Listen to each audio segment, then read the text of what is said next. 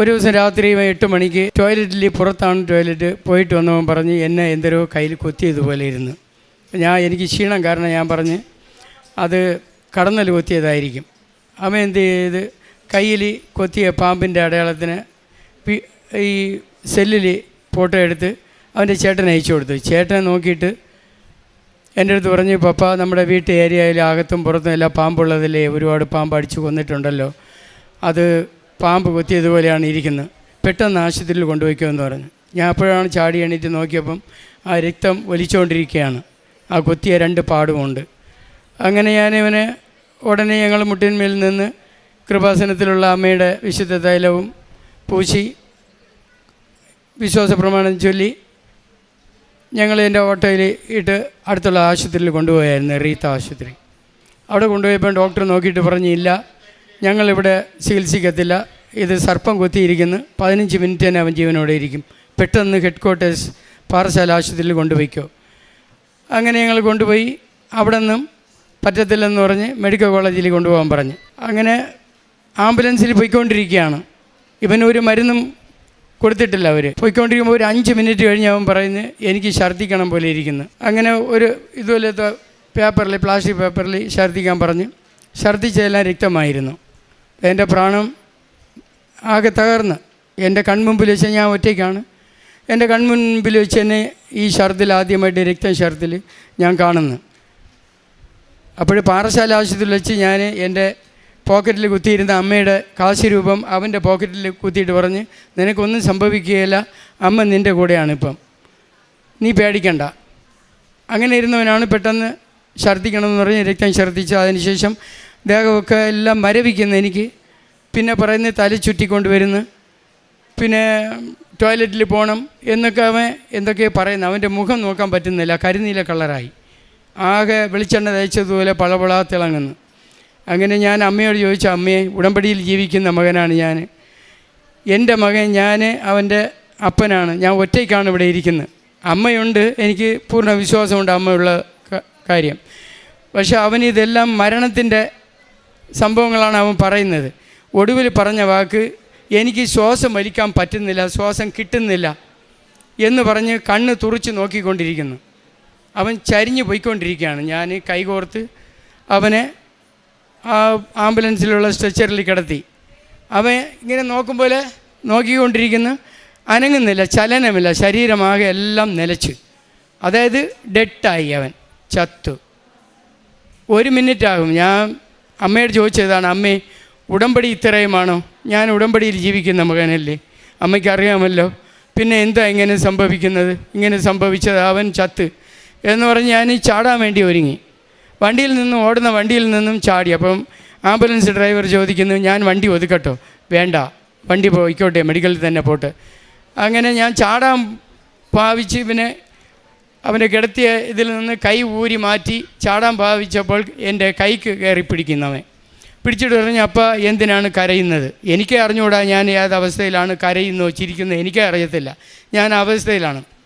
അവൻ്റെ മരണം കൺമുമ്പിൽ കണ്ടുകൊണ്ടിരിക്കുന്നത് എനിക്ക് വെപ്രാളം തോന്നി, എന്തൊക്കെയോ ഞാൻ ചെയ്യുന്നു.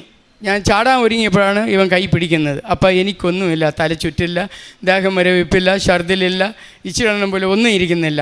ഐ ആം ഓക്കെ എന്ന് പറഞ്ഞ്. എനിക്ക് എന്ത് ചെയ്യണം? എനിക്ക് മനസ്സിലായി അമ്മ പ്രവർത്തിച്ചിട്ടുണ്ട്, അമ്മ ഇവിടെ ഉണ്ട്. ഞാൻ അമ്മയ്ക്ക് കൊടാനോടി നന്ദി പറഞ്ഞുകൊണ്ടിരിക്കുകയാണ്.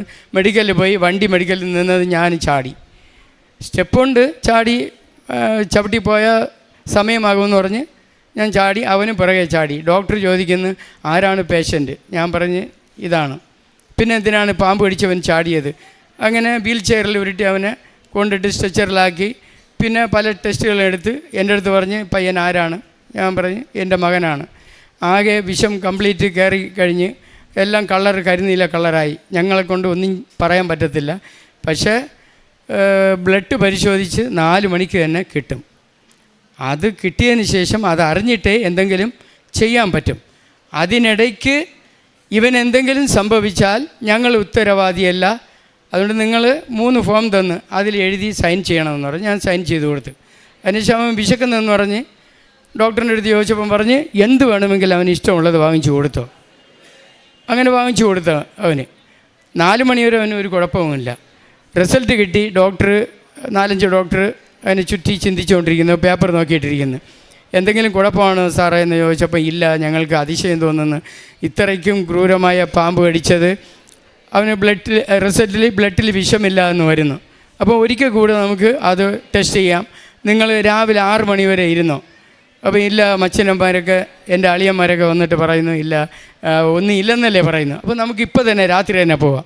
അപ്പോൾ ഡോക്ടർ പറഞ്ഞ് സ്വന്തം മനസ്സോടെയാണ് ഞങ്ങൾ പോകുന്നതെന്ന് എഴുതി വെച്ചിട്ട് വേണം നിങ്ങൾ പോകാൻ. അങ്ങനെ എഴുതി വെച്ച് ഞങ്ങൾ പോരുകയും ചെയ്തു. പിന്നെ ഡോക്ടർ പറഞ്ഞത് ഒരു 4-5 ടെസ്റ്റ് 5 ദിവസം തുടരെ നിങ്ങൾ ലാബിൽ, അടുത്തുള്ള ലാബിലോ ആശുപത്രിയിലോ ചെയ്യണമെന്ന് പറഞ്ഞ് ഞങ്ങൾ ആശുപത്രിയിൽ പോയപ്പം അവിടെ ആ ടെസ്റ്റില്ല, പാറശാല ആശുപത്രിയിൽ മുല്ലക്കല്ലെന്ന് പറയുന്ന ലാബിൽ ഉണ്ടായിരുന്നു. അവിടെ 3 ദിവസം ഞങ്ങൾ ചെയ്ത്, ഒരു കുഴപ്പവുമില്ല, ബ്ലഡിൽ വിഷമില്ല.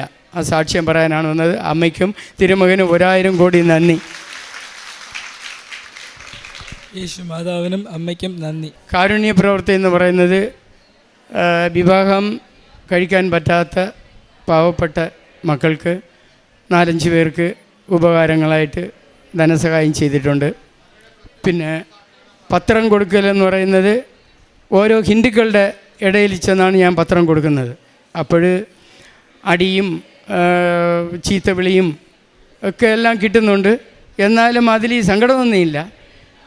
കാരണം ഒരു ചിന്തയാണ് എനിക്ക് ഓടി വരുന്നത്, നമ്മുടെ തിരുസഭ ശക്തി പ്രാപിക്കുന്നത് ദൈവത്തിൽ നിന്നാണ്. എന്നാലും വിശുദ്ധന്മാരുണ്ടായതുകൊണ്ടാണ് അത്രയ്ക്കേറെ ശക്തി, വളം, അവരുടെ രക്തം തിരുസഭയ്ക്ക് വളരെ വളമായിട്ട് മാറിയതുപോലെ ഓരോ മനുഷ്യൻ്റെയും പ്രവർത്തനവും സംസാരവും നോട്ടവും തിരുസഭയ്ക്ക് ശക്തി ഏകാനുള്ള ഒരു മരുന്നാണ്.